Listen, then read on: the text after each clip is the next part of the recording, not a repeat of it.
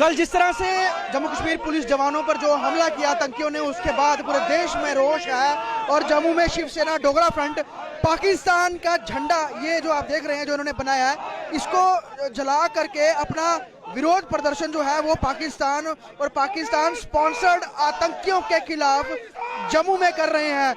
3 हमारे पुलिस जो बहादुर पुलिस जवानों की, जिसमें कि एक एएसआई है और 2 कांस्टेबल हैं, उनकी शहादत हुई है और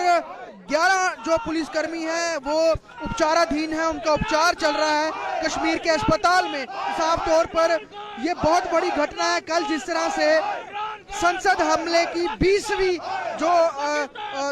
20 साल हुए पूरे, तो उस मौके पर जहां पूरा देश उन तमाम शहीदों को जिन्होंने पार्लियामेंट की रक्षा करते हुए अपनी जान न्यौछावर की, उनको भावभीनी श्रद्धांजलि दी, वहीं उसी दिन जो आतंकी संगठन है उन्होंने काफिले पर, पुलिस जो जवानों के काफिले पर जो कि ड्यूटी देकर वापस आ रहे थे, Jammu Kashmir police armed police के, उनके काफिले पर दोनों तरफ से हमला किया, जिसमें कि जवान संभल नहीं पाए और जो हमला है वो इस तरह से दोनों तरफ से हुआ क्योंकि बस थी वो बुलेट प्रूफ भी नहीं थी और आतंकियों ने ताबड़तोड़ AK-47 से जो गोलियां बरसाई, जिसमें हमारे पहले 14 जवान जो गंभीर रूप से घायल हुए थे, उनमें से 3 जो हैं उनकी शहादत हुई है, बाकी भी जो क्रिटिकल हैं उनके उपचार चल रहे हैं। साफ तौर पर पुलवामा जैसा हमला जो है वो करने का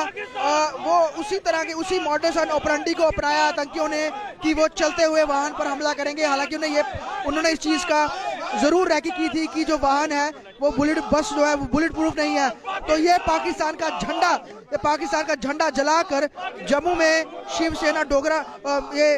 राष्ट्रीय बजरंग दल जो है, क्योंकि शिवसेना डोगरा फ्रंट ने सुबह प्रदर्शन किया था और अभी राष्ट्रीय बजरंग दल जो है वो जम्मू के BC रोड पर उन्होंने पाकिस्तान का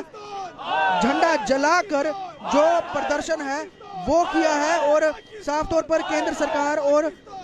से मांग की है कि कड़ी से कड़ी कार्रवाई आतंकियों के खिलाफ होनी चाहिए। और पिछले कुछ दिनों में जैसे लगातार जो हमले हुए हैं, देखिए जिस प्रकार से लगातार पाकिस्तान अपनी नापाक हरकतों से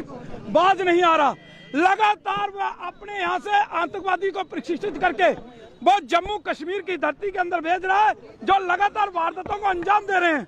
जिस प्रकार की कल घटना हुई है एक, जिसमें हमारे 3 जवान जो है वो शहीद हुए हैं और 11 के करीब जो हैं वो घायल हैं। जिस प्रकार से हमारी पुलिस की एक बस के ऊपर गाद लगाकर आतंकवादियों ने हमला किया है वो बड़ा निंदनीय है। और मैं पूछना चाहता हूं, जो नेता लगातार कश्मीर के बेस के नेता जो कह रहे हैं कि पाकिस्तान से बातचीत होनी चाहिए, भाई एक तरफ हमारे जवान शहीद हो रहे हैं, दूसरी तरफ ये कहते हैं कि पाकिस्तान से बातचीत होनी चाहिए। ये कौन सी राजनीति का खेल खेल रहे हैं ये लोग? इनका पाकिस्तान के साथ किस प्रकार का प्रेम है कि हमारे जवानों की शहादत के ऊपर भी ये पाकिस्तान से बातचीत करने की बात कर रहे हैं।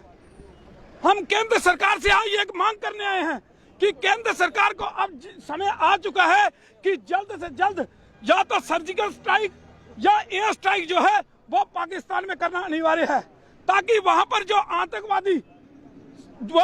आतंकवादियों द्वारा वहां पर चलाए जा रहे ट्रेनिंग सेंटर हैं उनको खत्म किया जा सके और जो हमारा POK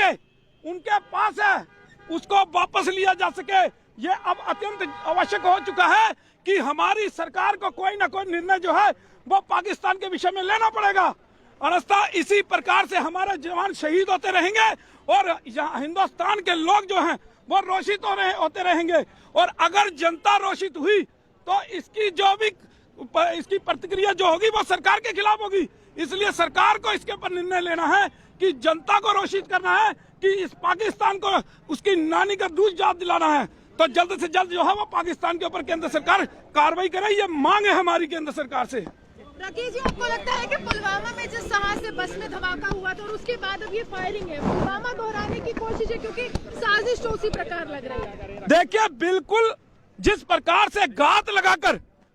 तीनों तरफ से आतंकवादियों द्वारा एक सोची समझी साजिश के तहत बस को टारगेट किया गया, जिसमें मुझे लगता है कि 2 दर्जन से ज्यादा जवान जो है वो उसमें सवार थे। तो हमें लगता है कि यह पुलवामा दोहराने की जो है यह साजिश थी, लेकिन हमारे शूरवीर जवानों ने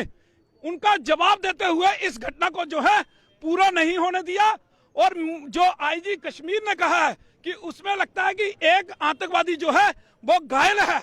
तो जल्द ही हमारी सेना जो है इनका सफाया करेगी और इनको पकड़कर 72 हूरों के पास भेजेगी। लेकिन इस पाकिस्तान को भी छठी का दूध याद दिलाना बहुत जरूरी है। इसलिए हम केंद्र सरकार से यह मांग कर रहे हैं कि एयर स्ट्राइक या सर्जिकल स्ट्राइक जो है वो पाकिस्तान के ऊपर होनी चाहिए। पाकिस्तान के पास खाने के लिए अनाज नहीं है, और लेकिन वो ये घिनौनी हरकतें आतंकवादियों को पाल रहा है, लेकिन उसकी जनता जो है वो भूखी मर रही है,